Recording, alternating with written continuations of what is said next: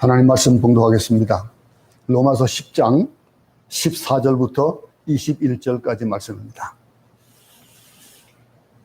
다 같이 한 목소리로 크게 합독하겠습니다. 집에서도 같이 큰 소리로 합독해 주시기 바랍니다. 시작. 그런즉 그들이 믿지 아니하는 일을 어찌 부르리요? 듣지도 못한 일을 어찌 믿으리요? 전파하는 자가 없이 어찌 들으리요? 보내심을 받지 아니하였으면 어찌 전파하리요? 기록된 바 아름답도다 좋은 소식을 전하는 자들의 발이여 함과 같으니라. 그러나 그들이 다 복음을 순종하지 아니하였도다. 이사야가 이르되 주여 우리가 전한 것을 누가 믿었나이까 하였으니 그러므로 믿음은 들음에서 나며 들음은 그리스도의 말씀으로 말미암았느니라. 그러나 내가 말하노니 그들이 듣지 아니하였느냐? 그렇지 아니하니 그 소리가 온 땅에 퍼졌고 그 말씀이 땅끝까지 이르렀도다 하였느니라.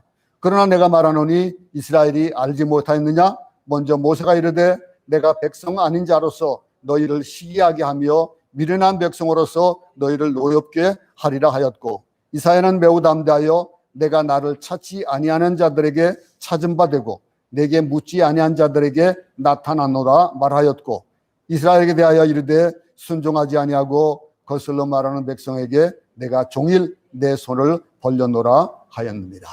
아멘. 이 녀석의 특성 지난번에 녹화해놨던 거 우리 하나님께 드리겠습니다. 가정에서도 잊지 마시고 특성을 꼭 보내주시기 바랍니다.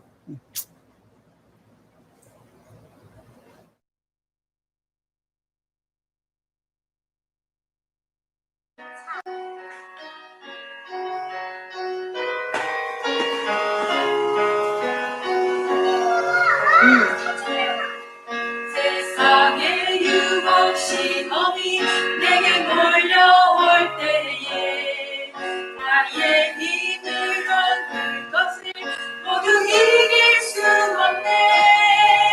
거대한 폭풍 가운데 위축된 나의 영혼 어찌할 바를 몰라 헤매이고 있으네.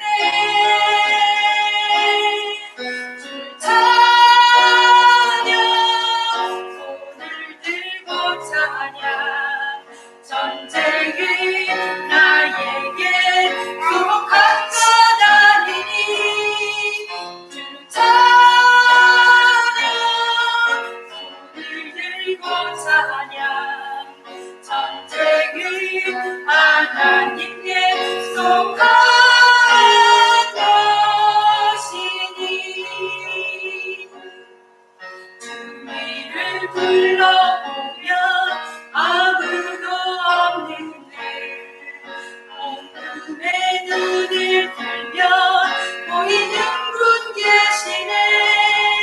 지금도 내 안에서 역사하고 계시는 사망과 어둠의 권세 물리치신 예수님. 주 찬양 손을 들고 찬양. 전쟁은 나에게 속한 것 아니니 주 찬양 손을 들고 찬양. 전쟁은 하나님께 속한 것이니.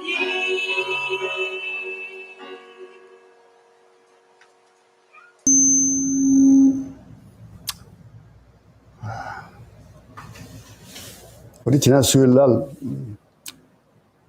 로마서에 나타난 가장 위대한 성경 구절 중에 하나를 지난번 봤습니다. 그게 10장 13절입니다.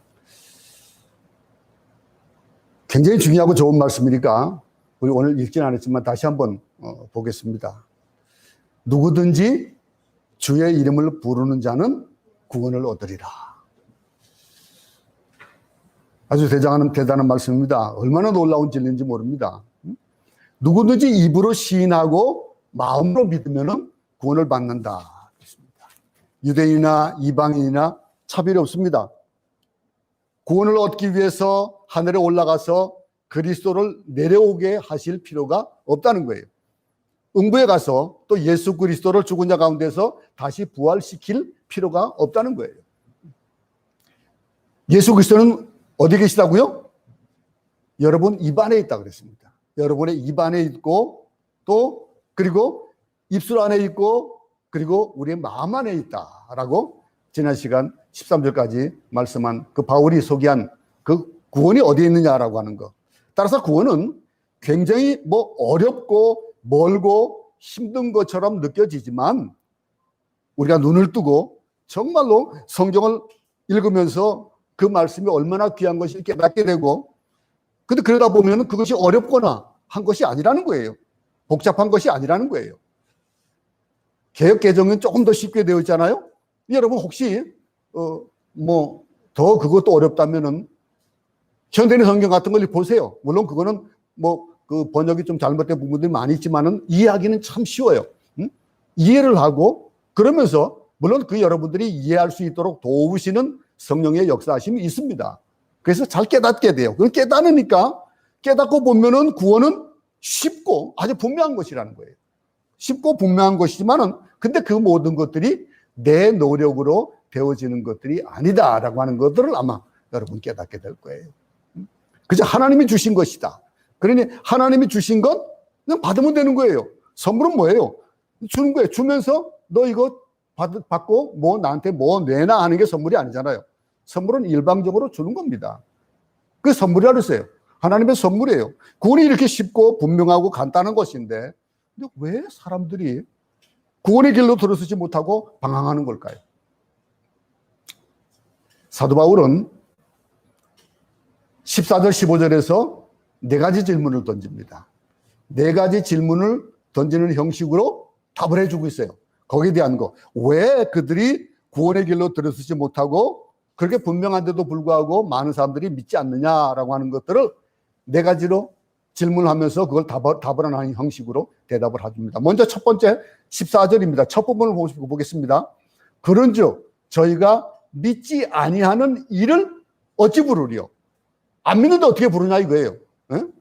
누구든지 예수 그리스도의 이름을 부르는 자는 구원을 얻으리라 그랬는데 믿지 않는다면은 부를 수 없다 이거예요. 그러니 예수 그리스도의 이름을 부르기 위해서는 먼저 무엇이 필요하다고요? 믿음이 필요하다는 거예요. 믿음이 필요하다. 예수님이 나를 위하여서 십자가에 못 박혀 죽으시고 사흘 만에 다시 살아나셨다. 이 사실을 믿을 때, 그럴 때 그 예수님의 이름을 부를 수 있다라고 하는 거예요. 믿지 않는 사람은 어떻게 예수를 부를 수 있겠냐 이거예요. 예수의 이름을 부르고 또 예수님을 입으로 그래서 사도 바울이 설명하는 거예요. 그러니까 바꿔 말하면 뭡니까? 예수를 믿고 싶으냐? 예수를 그렇게 어려운데 믿지 않는다? 가장 중요한 것이 뭐냐면 믿음이라는 거예요. 믿음. 여러분 비행기를 타면은 비행기가 떨어질 걸 믿습니까? 날아서 목적지를 갈 걸 믿습니까? 목적지 갈 건 믿고 타는 거예요. 그것도 그냥 가는 것도 아니고 돈을 내고 타요. 어떤 데 이번에 보니까 한국 가는 표가 나오는데 굉장히 비싸더라고요. 미국에서는 지난번에 저희 아이들이 미국에서 나오면서 할아버지가 수술하는 것 때문에 자꾸 나오는데 나오면서 비행기 싹이 엄청 비싸더라고요. 평소보다도 더 비싼 거예요. 그렇게 주고 왜 그렇게 주고 타고 나옵니까? 목적지까지 데려다 줄 걸 믿기 때문에 그래요. 안 믿고는 탈 수 없잖아요. 예수 그리스도를 믿으면은 구원을 받는다라고 하는 것을 믿으면은 그 구원이 내 것이 되어진다는 거예요. 그러니 믿으라라고 하는 거 첫 번째. 믿으라. 예수를 믿으라. 그 두 번째 질문을 합니다. 그것도 14절 가운데 부분에 있습니다. 듣지 못한 일을 어찌 믿으리요? 들어본 일이 없는데 어떻게 믿겠는가 하는 거예요. 자, 믿기 위해서는 어떤 방법이 있어야 되냐라고 하는 걸 설명하는 거예요. 예수가 나의 주, 나의 하나님이라는 사실을 믿으려면은 최소한 예수님에 대한 소식을 들어야 된다는 거예요. 말씀을 안 들으라고 해요. 안 들으라고 하는 사람들은 뭐예요? 그 사람들은 구원을 받을 수 없는 거예요. 그런데도 그들은 평화롭게 살기 원하고 그들은 행복하게 살기 원하고 돈을 많이 벌기 원하고 모든 복에 자기 것이 되기를 원하는 마음으로 살아요. 근데 그 일은 예수를 믿으면은 이루어지는데도 불구하고 그걸 들으려 조차를 않는다는 거예요. 듣지 않으면은 안 된다는 거예요. 소식을 들어야 믿을 수 있고 믿어야 이름을 부를 수 있다라고 하는. 두 번째는 뭡니까? 들으라 이거예요. 들으라. 이게 이제 거꾸로 지금 좀 나오는 겁니다. 예? 그 믿음이 어떻게 이루어지는 것에 대한 것들을 설명하는 건데, 세 번째 질문이 또 있어요. 그건 14절 마지막 부분에 기록이 되어 있습니다. 그러면은 들으려면 어떻게 된다는 거예요? 전파하는 자가 없이 어찌 들으리요? 전파가 되어져야 된다는 거예요. 듣기 위해서. 예? 여러분, 예수 그리스도의 말씀을 들으려면은요, 그 말씀을 누군가는 전해야 됩니다. 이런 사람을 가리켜서 우리는 뭐라고 얘기합니까? 메신저 그럽니다. 메시지를 전하는 사람, 메신저예요. 이게 소식을 전하는 사람, 메신저가 있어야 메시지가 있다는 거예요. 누군가 전해주는 사람이 있어야 말씀을 듣게 되고, 말씀을 들어야 믿음이 생기고, 믿음이 생겨야 예수의 이름을 부를 수 있다라고 하는 거예요. 간단하죠? 그죠? 그럼 예수의 이름을 부르게 될 때 구원을 얻는데, 그러면은 네 번째 질문입니다. 15절 처음 부분에 있습니다. 보내심을 받지 않았다면 어찌 전파하리요? 보내심을 받는 것이 먼저죠. 그죠? 그리고 그 보내심을 받는 사람이 가서 전파하는 거예요. 전파하는 것을 듣는 거예요. 듣고 나면은 그 들음이 믿음이 되어진다는 거예요. 그걸 지금 거꾸로 지금 하나씩 질문하면서 답을 해주는 거예요. 메신저가 메시지를 전한다고 가정을 해봅시다. 그 메신저는 스스로 가서 얘기하는 사람이 아니라는 거예요. 우리에게도 구원도 마찬가지예요. 내가 구원을 받아서 내 구원에 대한 귀한 걸 알기 때문에 전하는 거잖아요. 근데 그런 나에게 구원을 준 그분에 대한 것들이 단계가 없으면은 그냥 가만히 있다가 나 예수 믿어야겠다. 물론 그렇게 해서 교회 오는 사람도 있어요. 근데 그것이 자기가 그냥 가만히 있다가 그렇게 된 거예요. 성령께서 깨닫게 하시는 거예요. 그러니 메신저가 있다는 것은 스스로 가서 얘기하는 사람이 아니고 누군가는 보냈다는 거예요. 누군가에서 보냄을 받은 사람이라는 거예요. 마치 우리나라에서 대사를 보내듯이, 각 나라에 파송하듯이 하나님이 우리를 보내신다라고 하는 거예요. 얼마나 귀한 말씀인지 몰라요. 자, 말씀을 보겠습니다. 보냄을 받지 않았는데, 파송을 받지 않았는데 누가 갈 수 있냐 이거예요. 두 번째는 그 누가 가서 메시지를 전하지 않았는데 누가 들을 수 있냐 이거예요. 또 세 번째는 뭡니까? 그럼 듣지 못했는데 누가 믿겠냐? 그럼 믿지 못하는데 어떻게 예수의 이름을 부르냐 이거예요. 깨끗해지는 거예요. 그죠? 이 사도 바울이 얘기하고자 하는 것. 이 14절부터 15절 여기에 나오는 이 말씀들을 보면, 그러면서 15절에서는 뭐 합니까? 이 14절과 15절에서 우리는 중요한 결론을 하나 내리게 됩니다. 구원을 얻으려면은 예수 그리스도의 이름을 불러야 되는데, 예수 그리스도의 이름을 부르기 위해서는 무엇이 필요한 거예요? 파송이 필요한 거예요. 파송이 되어져야 되는 거예요. 보내는 일이 없다면은 구원도 없고, 구원은 산에 가서 혼자 도 닦고 깨달아 받는 것은 아니에요. 근데 많은 사람들이 그렇게 도를 닦으려고 산에 올라가서 혼자서 있다가 악령을 받기도 하고 그러잖아요. 그죠? 그 말씀을 전해줄 때 그 말씀을 듣고 믿음이 생기는 거예요. 누군가 하나님 말씀을 전해야 된다는 거예요. 그러면 여러분들은 지금 어떤 단계에 있습니까? 여러분들은 듣고 믿음이 생겨서 우리 입으로 주님을 고백하고 있습니다. 그렇다면 우리는 어때야 될까요? 그냥 내가 고백하는 것으로 끝납니까? 그 기쁜 소식을 어찌해야 되냐 이거예요. 그 말씀을 전해줄 때 그 말씀을 듣고 믿음이 생기는데, 어떤 집은 그런다며요. 맛집이 소문나면 안 된다며요. 왜냐하면 소문이 나면은 많은 사람이 오기 때문에 나 혼자 즐겨야 된다면서 맛집을 꽁꽁꽁 감춘대요. 그런 얘기 들리더라고요. 근데 어떡합니까? 장사하는 사람은 어떤 마음을 가져요? 어떻게든 알려줬으면 좋겠잖아요. 그죠? 근데 아는 사람이 아무 소리도 안 하고 싹 닫고 자기 혼자 즐긴다. 구원하고는 안 맞는 거란 얘기예요. 아니, 이 교회의 최대 임무가 뭐냐 이거예요. 하나님이 교회를 세우셨다. 교회가 세워진 최대의 목적 뭐예요? 파송하는 거예요. 파송하는 겁니다. 여러분, 사도라는 말 알죠? 사도라는 말이 뭡니까? 그거는 헬라어로 아포스텔로라는 말이에요. 아포스텔로라는 그 말은 뭐냐면요. 이 뜻은 내가 너희를 보낸다. 내가 너희를 세상에 보낸다라고 하는 그 보냄을 받은 자, 보낸 자, 그게 아포스톨이에요. 사도예요. 그 사도가 얼마나 귀한 일들을 합니까? 그 사도예요. 마태복음 28장 19절 20절 우리 잘 알고 있죠? 응? 너희는 가서 모든 족속으로 말합니까? 제자를 삼아 아버지와 아들과 성령의 이름으로 세례를 주고 그리고 내가 너에게 분부한 모든 것을 가르쳐 지키게 하라고 그랬어요. 그죠? 그럼 이게 우리가 해야 될 일들이 그냥 가서라고 하는 그 명령이 먼저입니다. 가서. 이 가는 게 뭐예요? 파송받는 거예요. 그리고 제자를 삼아, 그리고 아버지와 아들과 성령 이름으로 세례를 주고 내가 너에게 분부한 모든 것들을 가르쳐 지키게 하라라고 하는 이 명령을 우리가 받는다라고 하는 것을 우리는 염두에 둬야 되는 거예요. 그걸 간과하면 안 되는 거예요.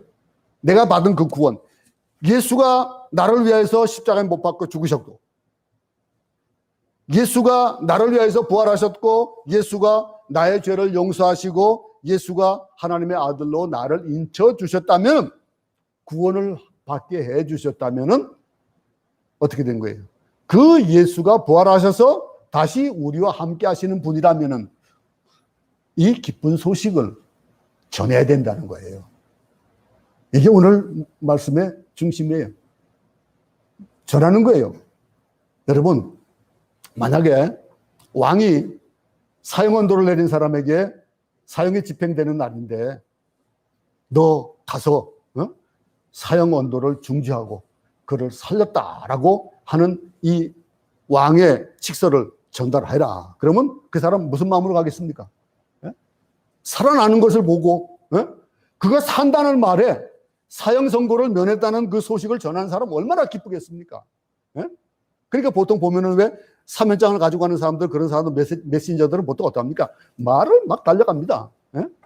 그 마패가 있잖아요. 우리 마패 잘 알잖아요. 마패에 말이 몇 필이 걸려 있느냐에 따라 가지고 그 마패의 성격이 달라지잖아요. 그럼 그 마패를 가진 사람들은 뭐예요? 달려가도 그 일을 하면서 해야 될 일들을 그 일이 물론 탐과 노래를 묘라고 하는 이런 것들이 중요할 수 있겠지만은 그 중요한 것들이 가면서 왕이 그에게 권한을 준 것들이 말을 갈아타고 갈 수 있도록 권한을 줬다라고 하는 것. 그것을 생각해 본다면 우리는 어떻습니까? 발걸음이 빨라지고 전달해 주려고 하는 것들 기뻐한 마음이 그 발에 있어야 된다는 거예요. 오늘 본문의 중심이에요. 복음을 전한다. 반면에 사형장에 끌려가는 발은 어떻습니까? 얼마나 가기 싫을 거예요. 얼마나 무겁고 고통스럽겠습니까? 만약에 여러분들이 사형을 전해주는 사람이다 라고 한다면은 쉬운 말로 그냥 여러분들이 주변 사람들 중에서 누가 암이 걸렸다 이거예요. 누가 암이 걸렸는데 당신 암에 걸렸어 라고 얘기해주는 그 얘기를 그 의사가 가족에게 자 이렇습니다. 전해야 됩니다 라고 하면은 어떻겠습니까? 또는 만약에 내가 그런 병이 있는데 암이 걸렸는데 의사로부터 그 판단을 받았는데 그 가족들에게 전하는 마음이 어떻겠냐고 이거예요. 예수 그리스도의 이름을 부르려면 믿어야 된다는 거예요. 믿으려면 들어야 되고 들으려면 누군가가 전해야 되는데 전하는 사람이 있다. 그러려면 누군가 보내야 된다는 거예요. 이 소식을 전하러 가는 사람의 발은 어떤 발이라고 얘기했습니까? 복된 발이라는 거예요. 참 아름답다.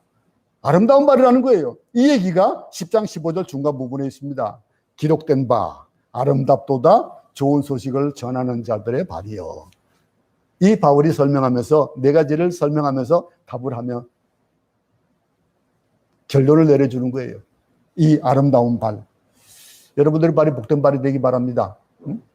여러분의 발이 그저 지나가다가 돌멩이 차는 발. 돌멩이 찰 때 왜 찹니까? 마음에 분이 있고 우라가 있고 지나가다가 그냥 나도 모르게 그냥 돌을 발로 차고 그러잖아요. 그런가 하면 또 어떻습니까? 신경질 나가지고 다른 사람의 엉덩이를 차고 그런 발이 아니라 죄악을 저지르는데 달려가는 발이 아니라 기쁜 소식을 전해주는 그런 데 사용할 수 있길 바랍니다. 우리 한번 성경 구절 한 구절 찾아보겠습니다. 다 같이 한번 찾아보시기 바랍니다. 원래 이사야 52장 7절 8절입니다. 이 말씀이 오늘 이 말씀 가운데 있는 말이에요. 다 같이 합독하겠습니다. 시작. 좋은 소식을 가져오며 평화를 공표하며 복된 좋은 소식을 가져오며 구원을 공표하며 시온을 향하여 이르기를 내 하나님 통치하신다 하는 자의 발은 산을 넘는 발이 어찌 그리 아름다운고. 어찌 그리 아름다우냐. 볼지어다 너의 파수꾼들의 소리로다. 그들이 소리를 높여 일제히 노래하니 이는 여호와께서 시온으로 돌아오실 때에 그들의 눈이 마주보미로다. 여러분들이 지금 듣고 싶은 소식이 뭡니까? 당장은 빨리 코로나가 끝났으면 좋겠잖아요. 그죠? 코로나가 끝났습니다. 라고 하는 소식. 팬데믹이 끝났습니다. 라고 하는 소식. 그리고 그 소식이 있기 위해 가지고 어떤 일이 벌어져야 될까요? 치료제가 발견되어지고 또 그리고 예방약이 발견되어지고 이런 일들이 먼저 되어진다면 얼마나 기뻐요, 소식이. 그래가지고 막 그 소식을 전하고 싶지 않아요? 통일의 소식이 우리에게도 있으면 좋겠죠. 그죠? 요즘 얼마나 남북 관계가 좀 시끄럽습니까? 가정이 화해하고 여러분 사업이 부흥한다. 이런 소식을 들으면 얼마나 좋겠어요. 전 세계로 복음을 들고 다른 언어, 다른 문화권, 다른 종족에게 위험과 고통과 외로움과 가난함을 무릅쓰고 이 기쁜 소식을 전하기 위하여 누가 가는 거예요? 떠나는 거예요. 선교사가 떠나는 거예요.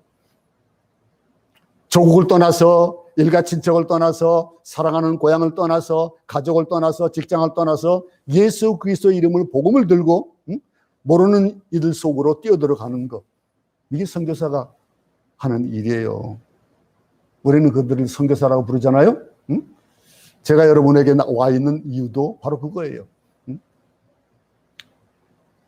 거기는 평신도 선교사도 있고 저같이 목사 선교사도 있어요. 근데 여러분 혹시 아는지 모르겠어요. 강원이 선교사라는 말씀 들어봤습니까? 강원이 못 들어보셨을 거예요. 근데 그분은요 참 대단한 분이에요.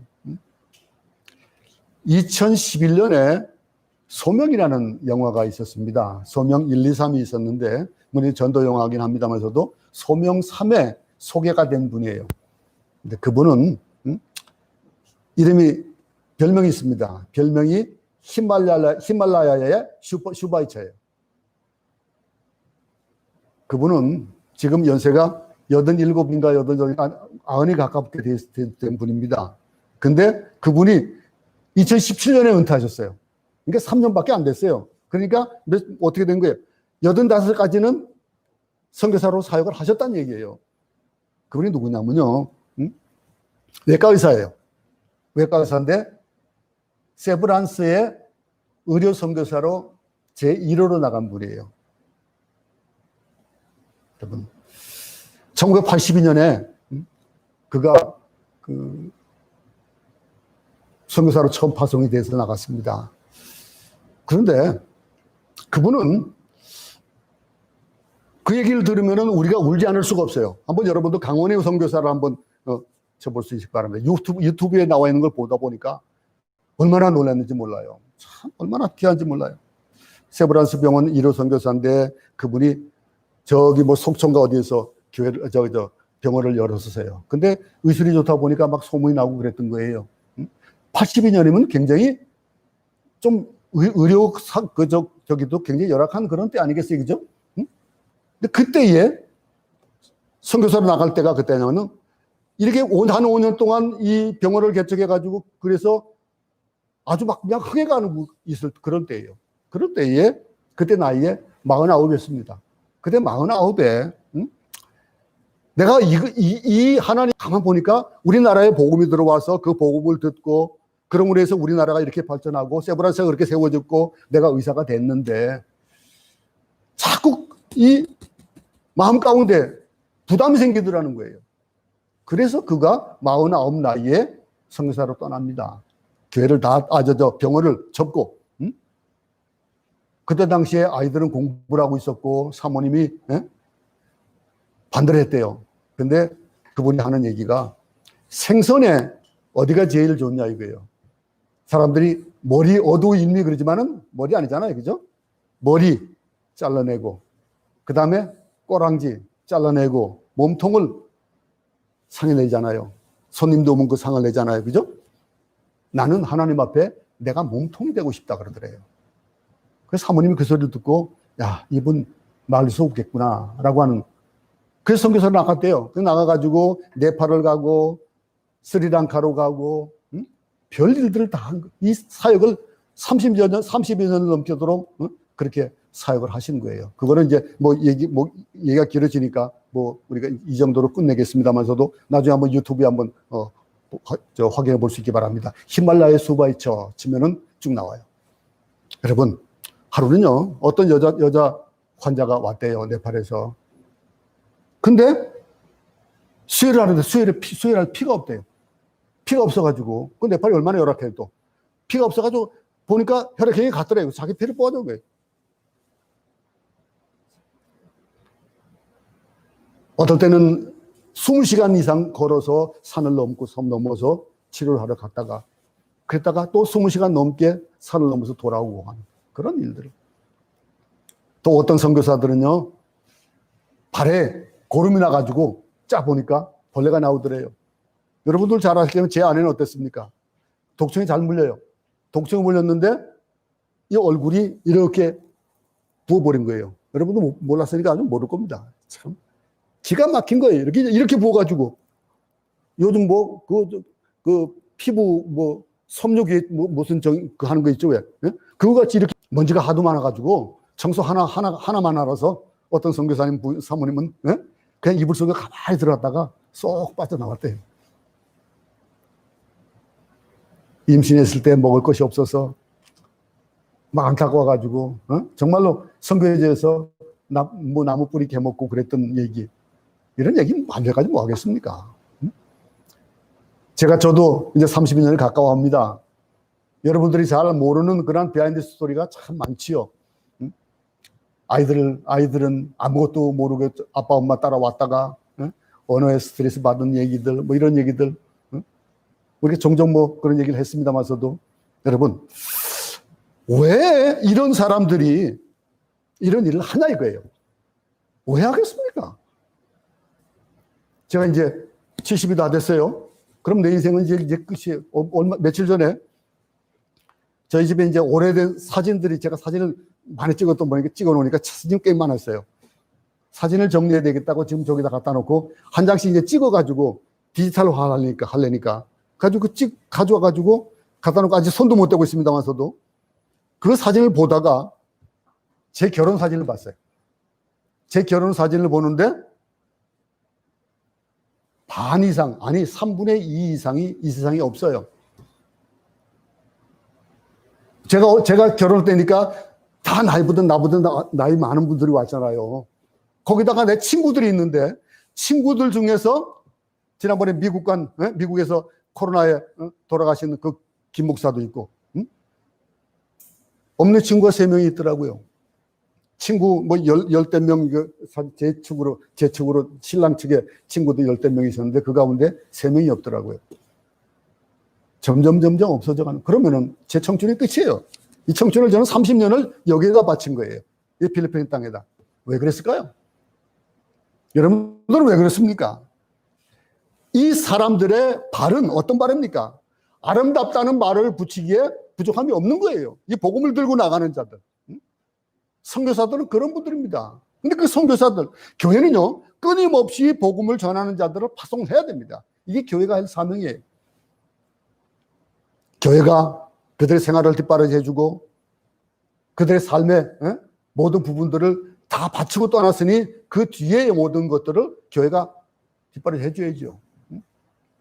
어떤 사람은 한 달에 300불, 어떤 사람들은 500불, 어떤 곳에서는 생활비를 주고 어떤 곳에서는 학교를 지어주고 병원을 지어주고 유치원도 세워주고 교회를 세우고 합니다. 얼마나 아름답습니까? 그들 한 사람으로 인해서 파송을 받아서 그들이 다니는 그 발, 복음을 들고 가는 그 발이 없으면은, 그 파송이 없으면은, 그러면은 구원이 없다는 거예요. 지금 사도 바울이 하는 얘기가. 가지는 못하지만은 후원하고 기도하는 한국교회를 위해서 그들은 가서 복음을 전하는 거예요. 여러분, 선교사들에게 여러분들 마음을 담아줄 수 있기 바랍니다. 지금 여기도 선교사들 얼마나 많이 있습니까? 지금 얼마나 많은 어려움을 겪고 있는지 몰라요. 저 산마르소에 있는 우리 최선교사 같은 경우는요, 예? 은행이 여기 있어요. 못 들어와요, 지금. 돈이 없대요. 돈을 찾으러도 못 들어온 거예요, 지금요. 얼마나 어렵습니까? 예? 그래가지고 무슨 빠달란가 무슨 돈 붙이는 이런 것들이 있다 그러더라고요. 그런 걸 통해야 되고. 16절 보시기 바랍니다. 그러나 저희가 다 복음을 순종치 아니하였도다. 이렇게 가서 복음을 전하고 했는데 이스라엘가 가로되 주여 우리의 전하는 바를 누가 믿었나이까 하였으니 그랬습니다.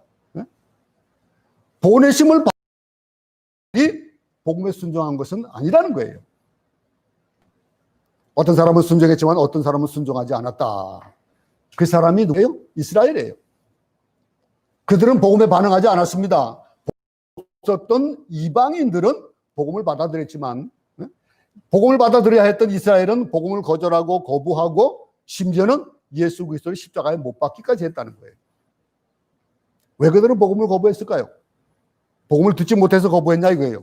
사도 바울이 묻는 게 그거예요. 아니면 복음을 알아듣지 못해서 거부했냐? 근데 17절을 보세요. 그러므로 믿음은 들음에서 나며 들음은 그리스도의 말씀으로 말미암았느니라.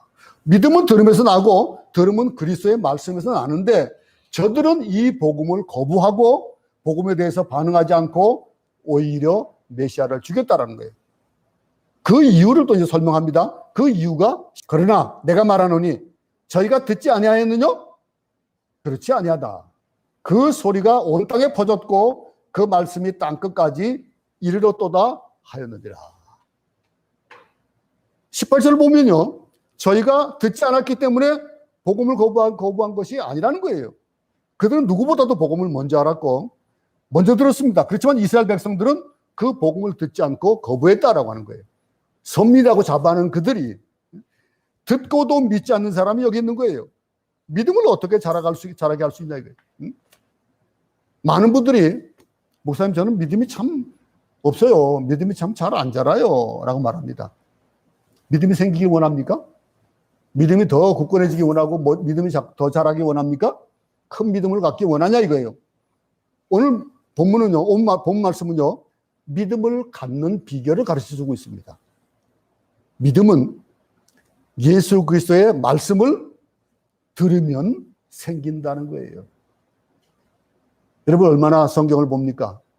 혹시 성경책에 먼지가 쌓이지 않았어요? 혹시 성경책에 요즘 필리핀에는 잘 생기는 거 곰팡이가 생기지 않았습니까? 말씀은 믿음의 씨입니다. 믿음이 잘 자라게 하기 위해 가지고 비료도 중요하죠. 그리고 햇빛도 중요하고 공기도 중요하고 물도 중요하지만 가장 중요한 것은 뭐예요? 씨앗이에요. 무엇을 심느냐는 거예요.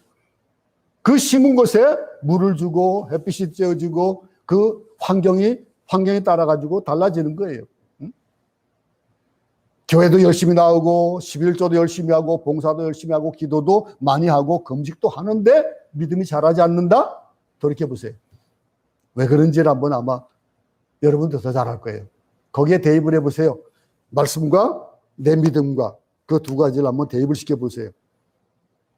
비례점이 어디에 나오는지 한번 보세요. 정비냐 반비례냐 보세요. 본인을 생각하니까 잘 알겠죠? 그죠? 내 믿음이 왜 안 자라냐? 안 자라는 이유는 말씀과 함께하지 않으면 안 자란다는 거예요. 교회를 아무리 들락날락해도 씨가 없으면 믿음은 자라지 않습니다. 씨는 뭐예요? 말씀이에요. 예수 그리스도의 말씀을 들어야만 믿음이 생긴다는 거예요. 교회에 나오는데 말씀을 들을 때만 빠지는 사람이 있습니다. 꼭 말씀 들을 때만 빠져요.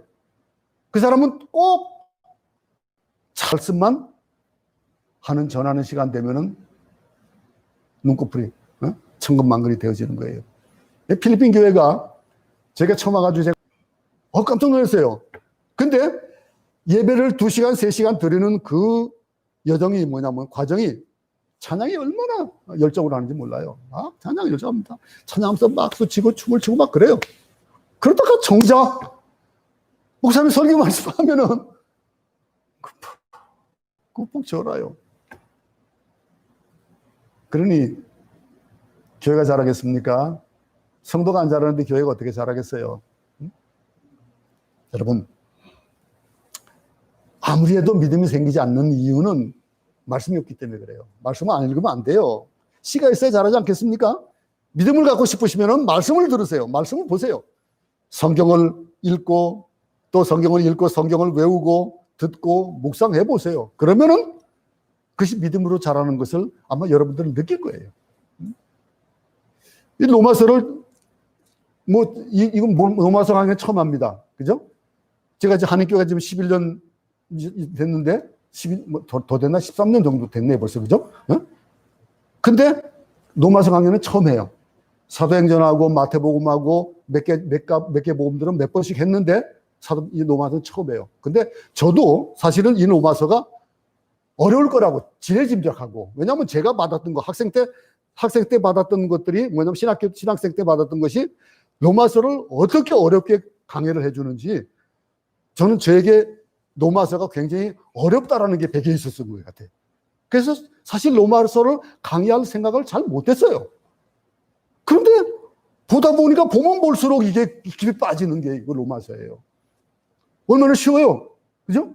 모르겠습니다. 여러분 어려운지 모르겠어요. 그 어려운 거는 제가 실력이 없어서 어려운 거예요. 제가 제대로 전하지 못해가지고 어려운 거거든요. 근데 보세요. 이 로마서를 보면요. 믿음이 생기게 돼 있어요. 응? 믿음이 성장하고 싶습니까? 로마서를 오늘 보고 나면은 지난 것들을 복습도 해보시고요. 일주일 내내. 또 다음 주 거, 그 다음 주 것도 또 수요일 말씀 주보에 나오잖아요. 그죠? 그 본문을 보세요. 미리 공부를 하세요. 몇 번 막 읽어보세요. 그러면요. 나와서 설교하기 전에 아마 다 깨닫게 될 거예요. 그러고 나면은 제가 설교하면 그것이 그냥 쑥쑥 들어가는 거예요. 그릇이 깨끗하게 비워지면 그것이 들어가는 거예요. 믿음을 갖고 싶냐? 들으세요. 우리 애들 식사할 때 암송을 하거든요. 제가 혀를 내눌러요. 얼마나 암송을 잘하는지. 줄줄줄. 근데 그들이 뜻을 잘 모르잖아요. 뜻을 모르는데 외우는데 그들이 분명히 살아가면서 그 말씀들이 자양분이 돼가지고 어떤 어려움을 당할 때나 어떤 일을 맞을 때마다 그 말씀이 그들을 살릴 겁니다. 저는 확실히 믿습니다. 말씀이 있어야 믿음이 생깁니다. 묵은 땅을 기경하시기 바랍니다. 믿음이 생기는 또 한 가지 비결은 뭐냐면은 좋은 땅이냐 아니냐예요. 우리가 씨 뿌림의 비유를 잘 알잖아요. 돌멩이도 없어야 되고 햇빛도 잘 내려져야 되고 비도 적당히 와야 되는 것처럼 그 말씀이 잘 자라도록 내 마음을 옥토로 만들고 성경 말씀대로 행동하고 기도하면 되는 거예요. 그러면은 우리가 잘하는 30배, 60배, 100배의 결실이 맺어지는 거예요. 그게 세상 사람들이 봐도 야 복되다라고 할 수 있을 만한 그런 복된 일들이 여러분들의 삶 가운데 보일 겁니다. 명심하기 바랍니다. 여러분들의 믿음이 저는 쑥쑥 자라기를 정말 바랍니다. 씨가 있어야 됩니다. 성경을 읽지 않는 사람, 말씀을 듣지 않는 사람 어떤 방법으로든지 믿음을 가질 수 없을 겁니다. 믿음은 들으면서 난다고 했습니다. 많은 교회에서 성경을요 자기들 손으로 쓰는 운동을 하잖아요. 그죠? 필사를 합니다. 참 좋은 운동 같아요. 우리도 그런 거 좀 했으면 좋겠어요. 근데 여러분, 제가 여러분들 아침마다 이 매일 성경을 올려요. 근데 그 매일 성경이 원래 영문 그리고 번역판 이렇게 따로따로 돼 있어요. 근데 그걸 갖다가 여러분들에게 한 절씩 한 절하고 그 밑에 한글을 집어넣고 하는 편집을 하는 이유가 한편으로는 제가 영어 공부하는 방법이에요. 여러분들도 한번 보세요. 그걸 한번 써보세요. 제가 안신령 가 있을 때 노트에다가 그거를 썼었어요. 그러면 얼마나 느는지 몰라요. 하물며 그런 것도 그럴진데 한번 말씀을 한번 써보세요. 말씀 쓰면은 얼마나 성경을 쓰고 묵상하고 말씀을 듣고 그러면 믿음이 쑥쑥쑥쑥 자라는 것입니다. 이스라엘 백성들은 근데 말씀을 들었음에도 불구하고 말씀을 받지 않았어요. 그들의 말씀을 거부한 거예요. 그게 18절 말씀이에요. 교회 오래 다닌 분들에게 말씀을 드립니다. 신앙생활 오래 한 분들에게 말씀을 드리는데 교회 오래 다녀도 예배에 익숙하고 또 설교에 익숙하고 또 찬송에 익숙하고 성경에 대해서 익숙해지지만은 변화되지 않는 부분들은 사람들일 거예요. 나는 선민이다. 나는 예수 믿은 지 오래됐다. 내 신앙의 경력은 내 성경을 몇 번 읽었고, 근데 읽으면서 그냥 눈으로만 읽은 사람들과 씹으면서 그것을 자기 걸 만든 사람은 다르다는 거예요. 본인이 제일 잘하는 거예요. 내가 왜 믿음이 없느냐? 만일 땅에 굳어 있으면은 굴삭기를 밀어버리세요. 그냥 밀어버리고 그냥 해집어야 되는 거예요. 예전에 받았던 은혜를 가지고 정말 거지같이 살지 마세요. 오늘 여러분 안에 믿음의 씨가 심겨지길 바랍니다. 그 믿음의 씨가 자라고, 그리고 그것이 열매 맺는 삶, 그런 삶들을 정말 봤으면 좋겠어요. 그 예수님이 바라고 싶은 거, 바라시는 거 아니겠어요? 믿음이 자라고 열매를 맺는 능력 있는 삶을 사시기를 축원합니다. 19절 보겠습니다. 19절 한번 다 같이 한번 읽어보겠습니다. 시작. 그러나 내가 말하노니 이스라엘이 알지 못하였느냐? 먼저 모세가 이르되 내가 백성 아닌 자로서 너희를 시기 나게 하며 미련한 백성으로서 너희를 노엽게 하리라 하였고. 19절에서 바울은 두 사람의 예를 듭니다. 한 사람은 누굽니까? 모세예요. 또 두 번째 사람은 누구냐면 이사야예요. 모세는 율법을 대표하는 사람이고 이사야는 선지자를 대표하는 사람입니다. 근데 사도 바울은 모세의 율법과 이사야의 예언을 인용하면서 오늘 말하는 거예요. 너희들이 정말 몰라서 그러는 거냐? 너희들이 듣지 못해서 그러는 것이냐? 라고 하면서 20절을 말씀하고 있는 거예요. 20절 보겠습니다. 또한 이사야가 매우 담대하여 이르되 내가 구하지 아니하는 자들에게 찾은 바 되고 내게 문의하지 아니하는 자들에게 나타났노라 하였고. 결코 이스라엘이 듣지 못해서 몰라서 메시아를 거부한 것이 아니었고, 이스라엘은 메시아에 대한 얘기를 들었고 메시아에 대해서 알았습니다. 어느 정도 알았는지 알아요? 메시아가 언제 어디서 어떻게 태어날지도 알았어요. 메시아가 천역에 잉태될 것도 알았어요. 탄생 장소도 다 말씀해 줬었어요. 그들이 받은 거예요. 그런데 이스라엘은 교만하고 완고했기 때문에 메시아를 거부하는 거예요. 내가 뭘 해야 되는 것 같고. 여러분들에게 또 이런 말씀을 드리고 싶습니다. 여러분이 설교도 듣고 성경 공부도 하는데 신앙생활이 고장 날 수 있어요. 어떤 환경으로 인해서 신앙생활이 고장 날 수 있어요. 답답하고 기쁨이 없을 수 있어요.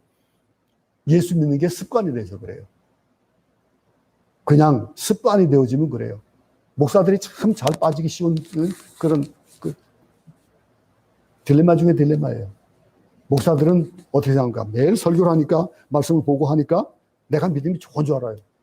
그런데 어떨 때 보면요, 정말 목사지만 믿음 없는 삶을 살 때가 얼마나 많은지 몰라요. 여러분들이, 제가 그러는데 여러분들 어떻겠습니까? 그럴 수 있어요. 무기력해질 때가 있어요. 자꾸만 죄를 짓습니다. 몰라서 죄를 짓는 것이 아니라 알면서도 자꾸 죄를 짓는 거예요. 하나님보다도 세상을 좋아하게 되고 자기 영혼이 감옥에 갇힌 것 같은 그런 느낌이 들 때가 없지 않아 있는 거예요. 요즘 코비드라 해가지고 새벽기도를 안 하니까 제가 어떨 때는 늦잠을 자요.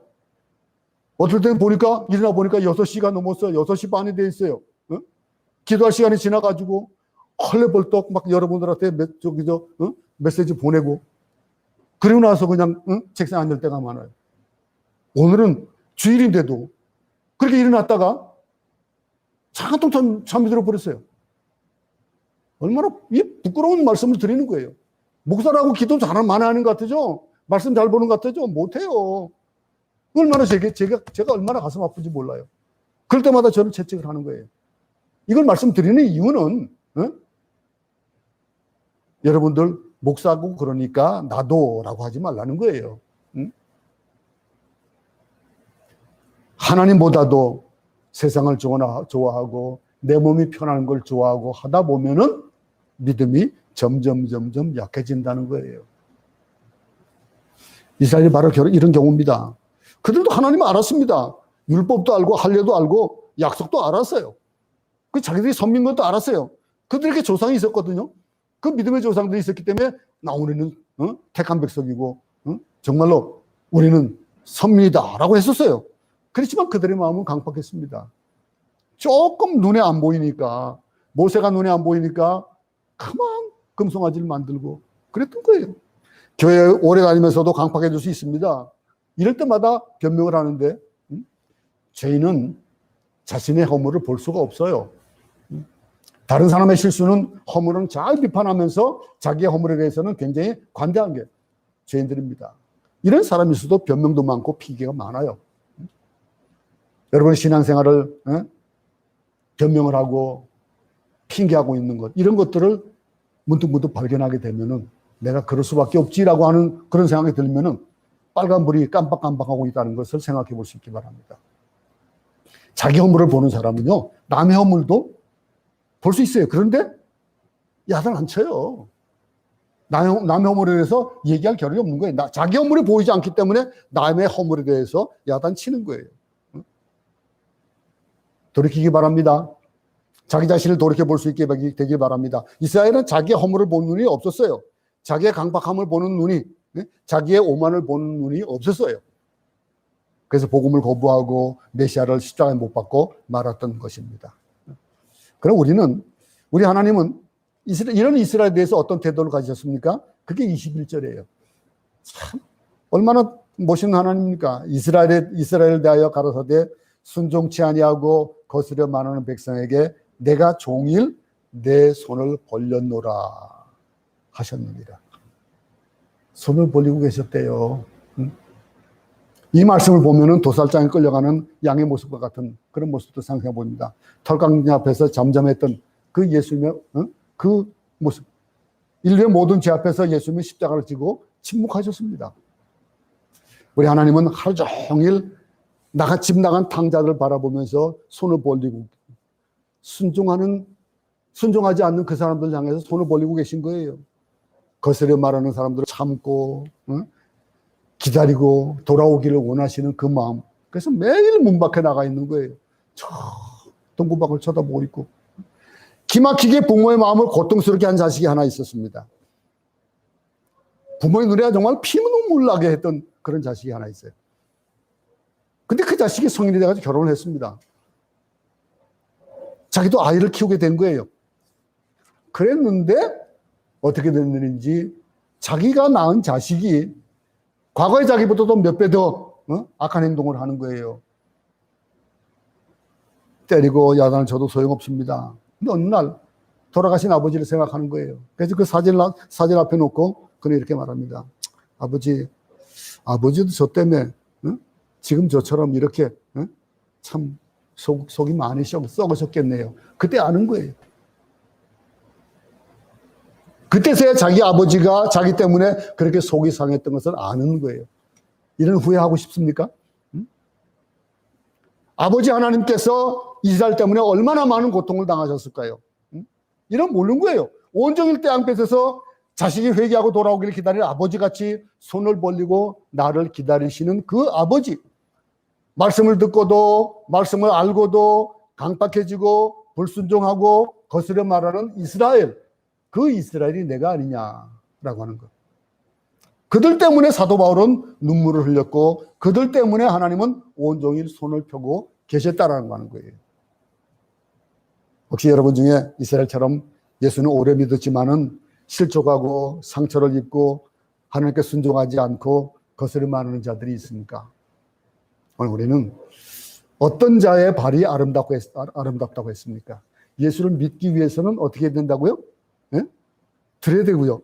듣기 위해서는 메신저가 있어야 되고 메신저를 파송하는 교회가 있어야 되는 거예요. 그러면 거기에 우리가 구원받은 그 구원에 대한 것들을 우리는 어떻게 책임을 가져야겠냐. 어떤 의무가 있냐는 게 사람들은요. 권리를 찾습니다. 얼마나 권리를 잘 찾는지 몰라요. 내가 이러니까 이런 걸 받아야 된다 이거예요. 그런데 의무는 잘 안 해요. 남의 허물을 보지 말고 자기 허물을 볼 수 있기 바랍니다. 내게 주어진 이 구원이 뭔가. 남의 실수를 보지 말고 내 실수를 바라볼 수 있기 바랍니다. 나는 하나님이 복음을 위해서 그 복음을 전하는 자의 발이 되기 위해서 그 복음을 전하는 그런 아름다운 발이 되게 하기 위해서 나를 부르셨다, 나를 구원하셨다라고 하는 것들을 잊지 마시기 바랍니다. 지금도 손을 벌리시고 기다리시는 아버지, 응? 그 아버지가 그럴 때에 보일 거예요. 온종일 손을 벌리고 기다리시는 하나님을 떠올리시기 바랍니다. 그렇다면은 그 품에 안길 자들이 많이 있어야 되지 않겠어요? 그 일을 위해서 우리가 부름을 받은 거예요. 그 일을 위해서 우리 경양교회가 세워진 거예요. 경양선교교회가 세워진 이유가 뭡니까? 성전을 위해서 세워진 겁니다. 근데 지금 상황이 이렇다 해가지고 목 놓아 있지 말고, 넋 놓고 있지 말고, 이제 우리가 복음을 들고 나가는 자들의 발이 될 수 있기를, 그 아름다운 발이 될 수 있기를 바랍니다. 주님은 내가 회개하기를 원하고, 내가 그 일을 위해서 애쓰지 못했다면은, 나를 부르신 그 부르심에 대한 것들을 잘 깨닫지 못했다면은 다시 한번 깨닫고 회개함으로 하나님을 위해서, 하나님의 그 내게 맡겨진 그 사명을 위해서 이 한 주간도 뛰어나갈 수 있는 복음을 들고 나가는 아름다운 발이 되어지기를 간절히 소원합니다. 하나님 아버지, 믿음은 들음에서 나며 들음은 예수 그리스도의 말씀으로 말미암는다는 말씀을 들었습니다. 말씀을 듣고도 말씀을 알고도 강박해지고 불순종하고 거스를 말하는 이스라엘, 그들 때문에 사도 바울은 눈물을 흘렸고 그들 때문에 하나님은 온종일 손을 펴고 계셨습니다. 주님, 오늘 내가 회개하기를 원합니다. 돌아오기를 원합니다. 강박한 나의 마음을 녹여주시고 불순종하는 나의 마음을 녹여주시고 거스려 말하는 나의 명을 회복시켜 주심으로 말미암아 내게 주어진 그 복음에 대한 사명, 내 발에 주님께서 원하시는 그 발의 발걸음이 어떤 발걸음이 되어질지를 잘 깨달아 아는 이 한 주가 되도록 주님 도와 주시옵소서. 예수님 이름으로 기도드렸습니다. 아멘.